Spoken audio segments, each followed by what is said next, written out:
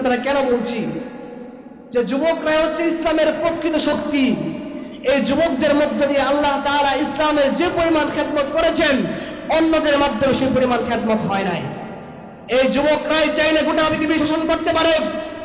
কাজে আমাদেরকে প্রতিজ্ঞাবদ্ধ হতে হবে।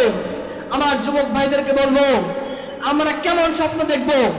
আমরা একজন আবু বকর হব, আমরা একজন ওমর ফারুক হব, আমরা একজন উসমান হব, আমরা একজন আলী হায়দার হব, আমরা একজন খালিদ বিন ওয়ালিদ হব, আমরা একজন মুহাম্মদ বিন কাসিম হব, আমরা একজন তারেক বিন জিয়াদ হব।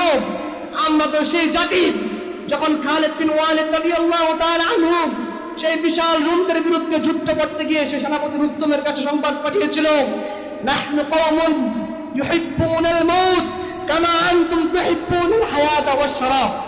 আমরা তো সেই কওম, যেই কওম মৃত্যুকে আমরা এমন ভালোবাসি যেমন তোমরা জীবনকে এবং তোমার শারাবকে, মদকে ভালোবাসো।